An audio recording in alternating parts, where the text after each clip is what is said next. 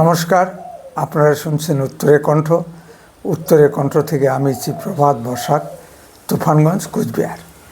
শিরোনাম: মহিলাদের রাত দখল ভার্সেস তৃণমূলের বুথ দখল। ইতিমধ্যে আমরা সকলেই জেনে গেছি কলকাতার আর.জি. কর কাণ্ড এবং তার সম্ভাব্য প্রতিক্রিয়া জনমানসে।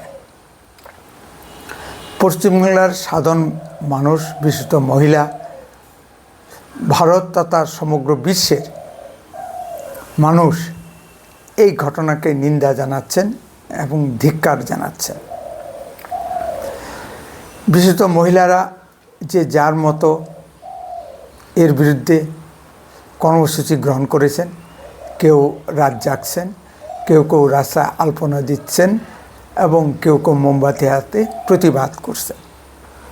পৃথিবীর প্রায় 100টি দেশে এই প্রতিবাদ ধ্বনিত হচ্ছে। এই ঘটনায় বিশ্ব বিবেক আজ জাগ্রত। এমনকি আমাদের শত্রু দেশ পাকিস্তানেও এর ধিক্কার শোনা যাচ্ছে।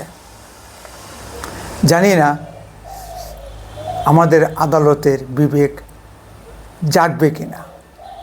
আবার তৃণমূলের বুথ দখল বলতে আমরা যে চিত্র দেখতে অভ্যস্ত পশ্চিমবাংলা নির্বাচনগুলিতে, তা হলো বুথ দখল করে ছাপ্পা ভোট দেওয়া, বুথ জাম করা, নানা রকম মানুষকে ভোট না দেওয়া, এই ধরনের কর্মসূচি। এই করেই তৃণমূল ভোটে জিতে যায়। আমরা যদি কুচবিহার দিকে তাকাই, দেখা যাবে যে কুচবিহার লোকসভা কেন্দ্রে প্রায় 1700টি বুথে বিজেপি এগিয়েছিল, কিন্তু মাত্র 300টি বুথে তৃণমূল এগিয়ে থেকে ভোটে জিতে যায়। এর রহস্যটা হলো ওই 300টি বুথে বিরোধীরা একটি ভোটও পায়নি। অর্থাৎ সেখানে ভোট কী হয়েছে তা অনুমান করার জন্য পণ্ডিত হওয়ার প্রয়োজন নেই। এইভাবে বুথ দখল করেই তৃণমূল ভোটে জিতে যায়। গত লোকসভা ভোটের সমীক্ষায় সম্ভাব্য ফলাফল দেখলে আগেই দেখা গেছিল যে তৃণমূল 10টির বেশি আসন জিততে পারবে না, কিন্তু ফলে দেখা গেল তৃণমূল 29টি আসনে জিতেছে। তাহলে বুঝতেই পারেন কি ভোট হয়েছে ওই সমস্ত জায়গায়। যেখানে বিজেপি এই বুথ দখল, ছাপ্পা ভোট, বুথ জাম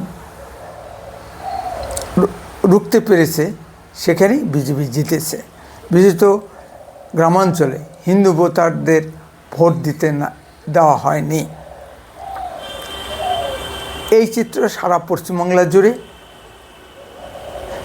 পশ্চিমবাংলার সাধারণ জনগণ চিন্তা করুন কী করতে হবে আগামী দিনে। বন্দে মাতরম, ভারত মাতা কি জয়।